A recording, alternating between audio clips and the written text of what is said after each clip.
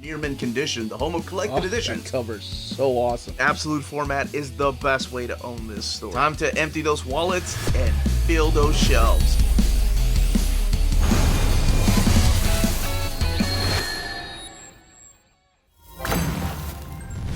How's it going, all you minties? Uncanny Omar here from Near Mint Condition, the home of collected editions. And join me today for your advanced look at the latest printing of the Captain America Omnibus Volume 1 from Marvel Comics. So let's go ahead and get started.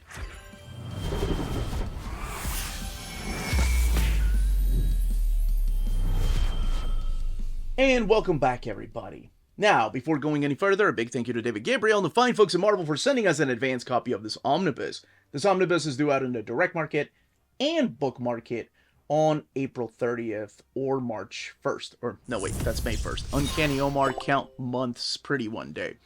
May 1st. And speaking of direct market, book market, what we're looking at here is the direct market cover. This is the one that, of course, is supplied by the legendary Jack the King Kirby. On the left-hand side is your standard edition cover. That one is supplied by Ron Garney.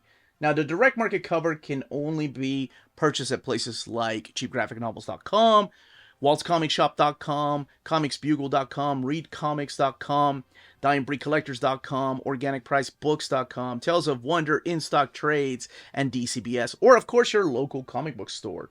While the standard edition can be purchased anywhere. But everything underneath the dust jacket is the same. Of course, the spine and the cover are different in these editions. So let's come back to this, because this cover by Jack Kirby is an iconic image from issue 100 of Captain America, which is collected in here. It's a big change up that happens there. And you have the Marvel Omnibus logo, the Captain America title there, Lee Kirby Steranko. It's a piece by Steranko, and then volume 1. And then the back of the book, seeing all the images of the titles that are going to be in here. What's collected in here, and the retail price, $125. Now, this book was previously printed, and I don't have my previous printing anymore. As a matter of fact, I went the route of the Epic collections when this started coming out in omnibus format. I got rid of it, and I said, okay, I'm just going to get it in Epic collection. That one came out, I believe, in 2016, if I'm not mistaken. So it's been about 8 years since it's been out of print. Underneath the dust jacket, we are going to be looking at something new, though, because I'm pretty sure, if I remember correctly, mine had the old school built to it of the Marvel Masterworks. So here we have the dust jacket flaps over here, the Star-Spangled Avenger at his very best, and then the bio on the creators of Stan Lee, Jack Kirby, and Jim Steranko. Now, let's take a closer look at this with the Captain America logo there, Omnibus. And the Marvel logo, Captain America title right there, Lee Kirby Steranko, and that image that is also on the standard edition in volume 1, and then the Cap shield back there.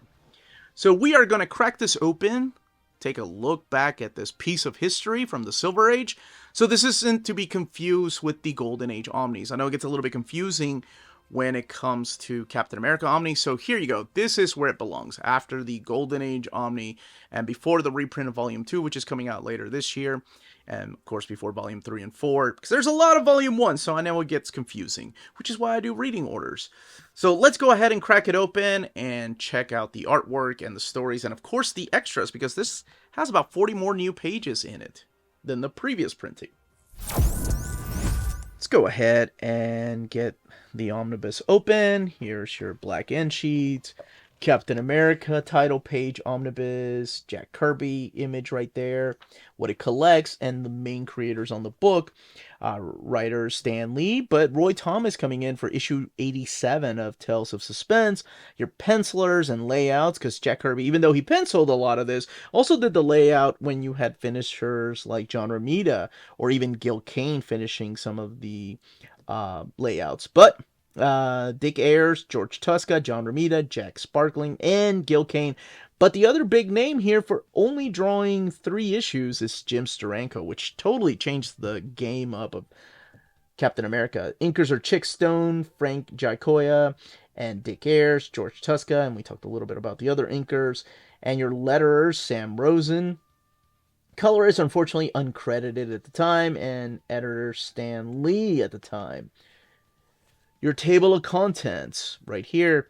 So what they normally did for these Marvel Masterworks, and what they keep doing for the classic stuff, is putting about 3 Marvel Masterworks together for the Omnibus editions. So you'll have a total of 3 Masterworks, including the introductions in the Omnibus edition. And of course, the big difference is that these are in oversized format, and the big thing is that they do include the letter pages that the Marvel Masterworks don't.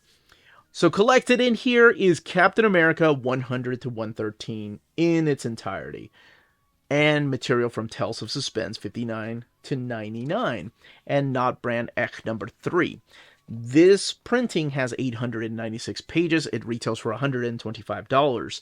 The original printing had, I want to say, 840 something pages. This one has almost about 50 more pages than the original printing does. So we're going to look at the differences here in a little bit. So what Tales of Suspense was a magazine, or a comic book rather, that split up both Iron Man and Captain America into half. So you had half the book being Captain America and half the book being Iron Man.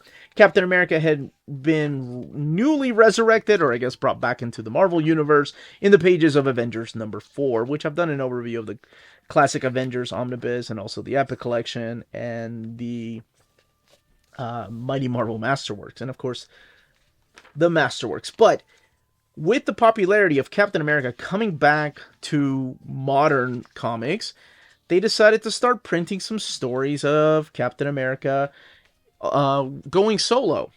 And a lot of these stories of Captain America are either a flashback or him just reminiscing about his time in the military when feeling awful because Bucky had died. And Bucky was one of these retcons that when they brought Captain America out of the Golden Age and into the Silver Age, Bucky did not come with. Because I've always heard that Stan Lee was against kids being sidekicks. Maybe that's why we didn't have like our own teen heroes until much later in the world of Marvel Comics. Although Spider-Man did start off in high school. But anyway, yeah, he thought it was irresponsible to have like a 10-year-old sidekick. So that's why he didn't bring Bucky. But for not having a sidekick, or being against the idea of sidekicks, these flashback tales show a lot of Bucky in them. Sando and Omar right here, the two of the most weirdest characters that appear in the pages of Captain America.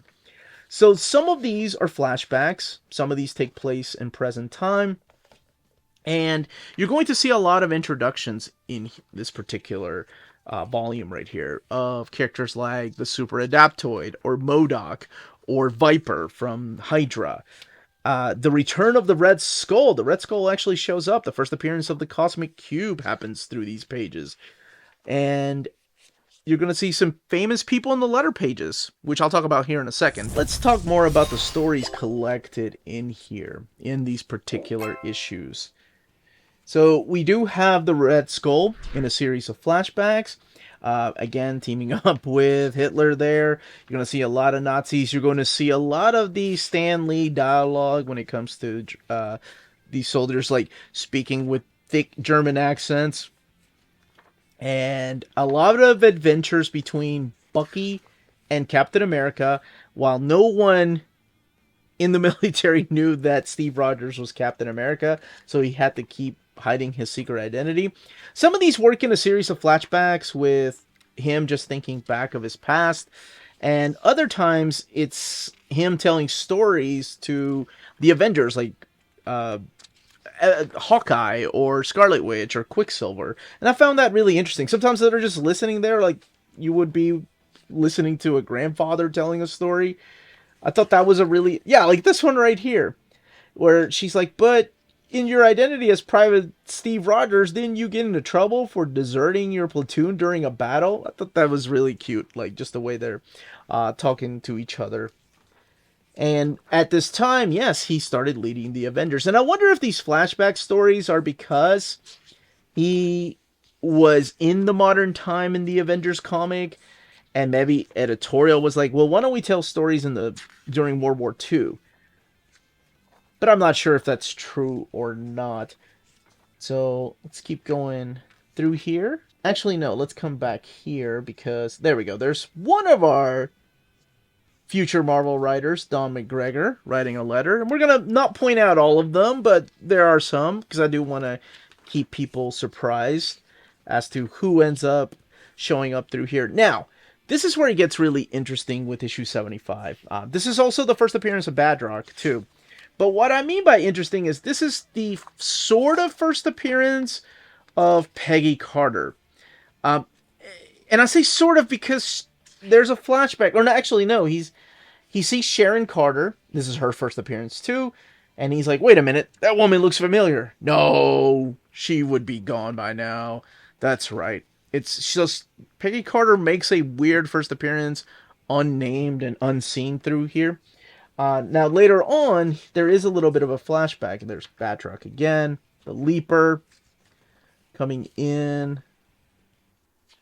And here we go. So in issue 77 is where he does have a flashback, but she's unnamed. This young lady. And of course, there's a flashback to this World War II scene and what ended up happening to her.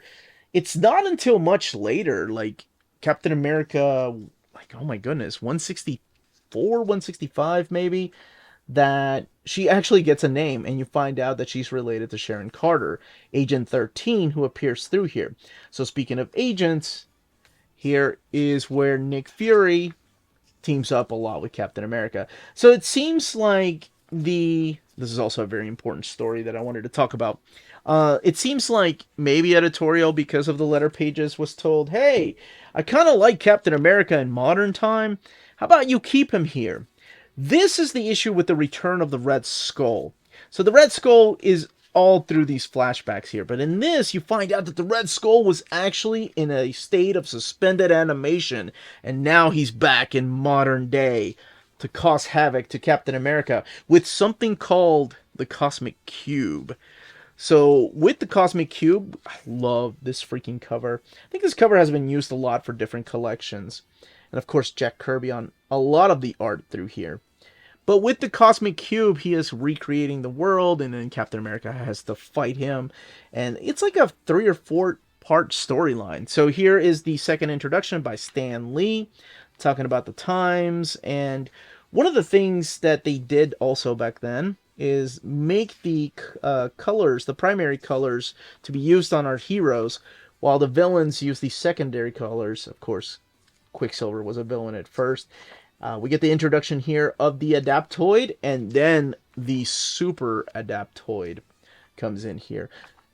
So the covers are intact. They switched from Captain America to Iron Man, and then back to Captain America. So it's like one Captain America, one Iron Man, and so forth. That's how they kept moving with these. You're going to be seeing a lot of the Avengers guest starring through here, as the Tales of Suspense is about to wrap up with this storyline with the Super Adaptoid. And, oh wait, there is one thing I wanted to come back here during the Cosmic Cube storyline to talk about, is this gold armor right here that the Cosmic Cube creates for Red Skull. Reminds me of the design of the armor that Skeletor wears in the Masters of the Universe movie. And I'm sure I can't be alone in thinking that, because I mean, the artists that did work on Masters of the Universe were big comic book fans. Marvin Wolfman, another writer that will be writing comics, or another fan that will be writing comics later on. You're going to be seeing the return of Batroc and the return of Agent 13, and then him starting to develop a relationship with Agent 13. And one of the things that keeps happening through here is this idea of a man out of time. Because, you know, we're so used to Captain America being a man out of time, like 70 years he's lost now. But back then he had only lost 20 years. And I say only, but that's such a big change in your life in 20 years. Like, he had lost so much. And on top of that, of course, he had lost Bucky, and he still feels guilty for that. Now we got Gil Kane. This is really interesting. So you have Stan the Man Lee, Gil Sugar Lips Kane, and Swinging Sammy Rosen. Sugar Lips. Does anybody know why? Let me know in the comments down below. I find that to be interesting. If you have, like, how did you get that nickname? Or maybe that was just Stan's nickname for Gil Kane. But in the next one is a different nickname. The adorable Artie Simek. Okay, so no, he keeps changing them up. But I wonder if there's an inside story. So, a lot of Red Skull versus Captain America. A lot is what you're going to be seeing through these very pages. A lot of action and just different types of stories, whether it's set in the past, but most towards the end here are set in the present. You're going to see Agent 13 or Sharon Carter play a big part in here. This is the MODOK. I love this, and I love his final shot right here. It's kind of adorable, really. AIM coming back in from the pages of Strange Tales. And eventually the series does wrap up. But it doesn't quite wrap up because it continues. So what ended up happening was the popularity of Captain America was so big that they thought, okay, this is the big fight with Black Panther that will, of course, lead into a 3-issue story arc. So Tales of Suspense 99 was the last issue of Tales of Suspense. Again, it was a title that was shared by Captain America and Iron Man. So they decided to relaunch Iron Man with a brand new #1 and take Tales of Suspense and rename it to Captain America 100. I love this. Cap in his own mag, but what about Iron Man? Just wait and see. So yes, Iron Man came out and relaunched with a brand new #1. Captain America took Tales of Suspense and renamed it to Captain America 100. Now, of course, this is all in the middle of a story too. So you have had to have read the previous issues in Tales of Suspense in order to know what the hell is going on here. Although back then they did do a good job of doing a recap of here's everything that has happened previously. Now you're all caught up. So let's continue with the story. Jack Kirby still drawing a lot of these issues. We have returning villains with a lot of twist here. The Sleeper making an appearance through here. Couple of Sleepers. Lots of big splash pages during this particular time by Jack the King Kirby. There's the Sleeper and the Red Skull. Lots of use of the Cosmic Cube during this particular time too. There is something that happens here that when Steranko takes over the book, I don't want to say retcons, but he changes it up a little bit. This is one of my favorite panels right here because it's very reminiscent of what later on Jack would do in the Fourth World. Lots of panels like this, almost like breaking the fourth wall of this soldier looking at us while Captain America and the infantry is running towards us. And the splash pages, the way they used to do them with the border in between. So, hey, that helps out a book if it doesn't have good binding, or the binding is tight. Batroc teaming up with the Living Laser and the Swordsman. And so you're going to be seeing a lot more villains teaming up with each other. This is the one. I think there is an issue. Oh, yeah, where he thinks he's getting older. That's usually what happens, you know, when you're being manipulated by people. And this is the issue with the first appearance of Dr. Faustus, if I'm not mistaken. Then want to say who was manipulating him. But he was, yeah, this one right here. It's where he gets older. Or does he really? But again, he only missed like 20 years of his life, so he wouldn't be that much older. 20 years, of course. But again, feeling guilty for what happened to Bucky. Rick Jones does start showing up through here and wants to take on that mantle of Bucky, and Cap is like, hell no. The Kirby machinery you're going to be seeing through these pages. Cap's like, look, I already lost one soldier. I'm not going to go through that again. Yeah, he is against the idea of having another sidekick. Then we get Jim Steranko coming in here for these last 3 issues. There's a fill-in issue. Just changing up the game and the way that it's done, like cinematically. Oh my gosh, it's absolutely stunning.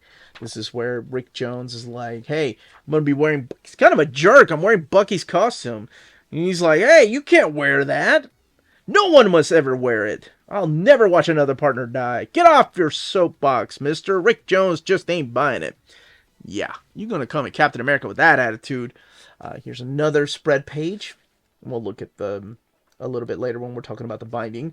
This iconic cover right here from issue 111. And just the panel layouts and the colors just has that Steranko stamp on this all over this book. The introduction of Viper to Hydra. And just amazing Steranko artwork. Now, there is a fill-in issue here. Issue 112.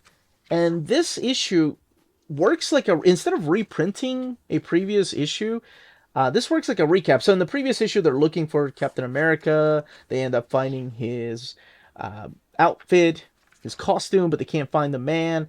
So this goes into finding again his cowl and a flashback as to the origin of Captain America, but told through the eyes of Tony Stark. So this works like a quick recap as to everything that has happened in Captain America's life, whether it's in the Golden Age here, and of course with the retcon of what happened to Bucky and the fight against Baron Zemo, till he was found by the Avengers and the fight with MODOK and Sharon Carter and Batroc and all these new villains that he's fighting through here. Then there's your letter pages right there. I do love that the popularity of the character got so big that towards the end of the Tales of Suspense, they had to keep reminding people in the letter pages, like, please keep it to just 1 page on your letter. Don't make it 2 pages. And then Jim Steranko pops back in for the issue 113 here with the classic Jim Steranko artwork. Now, here's your letter pages. And not Brand Ech. So this is just reprinting the Captain America stuff. This is the Death of Captain America graphic analysis. A really interesting introduction by Jim Steranko, breaking down the issues, almost giving you the actual script to the issue at some points. But talking about the importance of Captain America, here's your... Yeah, this is what we're going to look at. We're going to look at the back matter to see... I don't have my original copy anymore. What they've added. So they have a lot of original art back here by Jack Kirby, Dick Ayers, Frank Giacoia, different inkers. Here's an original piece by Gil Kane. And Tales of Suspense 98 cover production shows that the Black Panther's name was changed to simply the Panther in the final version of the cover. This may have been done to sidestep any confusion or controversy associated with a political party, which we knew whenever they changed his name for a little while in the pages of the Avengers 2, the Captain America 100 cover there. 101 cover production photostat reveals Jack Kirby and Sid Shore's original rendering of the Red Skull. The Comics Code Authority regarded the depiction of the skull as too horrific for their guidelines, and he had to be revised. Likely by John Romita, who was revising a lot of art back then. So that's the way he looked, and that's the way he ended up looking in the finished product right here when it was revised. So yes, a little bit more horrific over here in the original cover. Unrevised cover pencil art by Jack Kirby. Original covers. Original art by Jack Kirby. And then these are reprints right here of Marvel's Greatest Comics, reprinting the Fantastic Four and Tales of Suspense. And more reprint covers here. John Romita, Gil Kane, Jack Kirby doing some of these reprint covers. And some of these are in full splash page size and some in thumbnail size. And then the standard edition cover right here by Ron Garney that features some of the key players in this volume. The Essential Captain America cover and back cover, the Marvel Masterworks trade paperbacks. Those are new. And the Mighty Marvel Masterworks covers right here. Volumes 1, 2, and 3, which were previously, I know, not included in the original printing. Alright, as far as the binding, 896 pages, and it does have sewn binding. This one printed at the iMac printer, but the paper stock that they've been using lately has been thicker than in the past. So let me just show you, like here, there's a little bit of bleed through, but that's that just is to be expected from a white page like this. I don't have the original printing with me to compare, or I would. Let's see if we can find something a little bit where the light colors were here we go. These are perfect examples. So very minimal bleed through coming from the opposite side here with the white. And of course the light colors right here, normally, you know, in older iMac printings, like those would be a lot more prominent, but you can barely notice them there. Now, as far as the way the book lays over when it comes to some spread pages, let's look at the Steranko piece towards the end here. Here we go. So we do have some minor gutter loss, though. It is there, but it's very minor. Did want to point that out. That's it. That, as they say, is that. If you're interested in purchasing this omnibus, don't forget to check out our sponsors. BD Cosmos, the Canadian leader in graphic novels. They have a physical storefront in Montreal, Quebec, and their website, bdcosmos.com, offers 25% off your order of over $99 or more, and free shipping everywhere in Canada for every order of $200 or more. Their shipping care is exceptional. Your books will stay cozy through the rough Canadian weather and arrive to you in near mint condition. After checkout, let them know Near Mint Condition sent you their way, and you'll be added to the monthly $25 gift card raffle. Entries are valid for new and returning customers. Don't be afraid to call or email them. Ask them questions. Their staff is always happy to help guide you towards the right purchase. Visit their website, bdcosmos.com, for more. BD Cosmos, with rewards and raffles taking care of customers in Canada. Eh? CheapGraphicNovels.com, your online home for graphic novels and collected editions up to 50% off cover price. They have excellent shipping and prompt and helpful service. Check out their bargain deals for up to 90% off cover price. And don't forget, the CGN also takes pre-orders. That way you don't miss out on the hottest releases. And they are currently running a special promotion for you Minties. If you're a first-time customer, after receiving your order confirmation email, reply back to that email and let them know Near Mint Condition sent you their way. They will then apply a free shipping promotional credit to your next order in the US. Cheap Graphic Novels, your source for the hottest books with the kind of deep discount, quality shipping, and customer service that will keep you coming back for more. And that was the page count, the content, and build of this omnibus. Let me know in the comments down below if this is how you plan on collecting Captain America, or if you already have the Masterworks or the Epic collections, or if you had the first printing of the Captain America Omnibus Volume 1. What you thought of the stories in here, or if you're going in completely blind based on the fact that you just love Captain America. If you have any questions, leave them down below. Don't forget to check out our spread shop and Patreon. Amazing ways to support the channel if you can do so. Everyone, stay healthy and safe out there. Much love.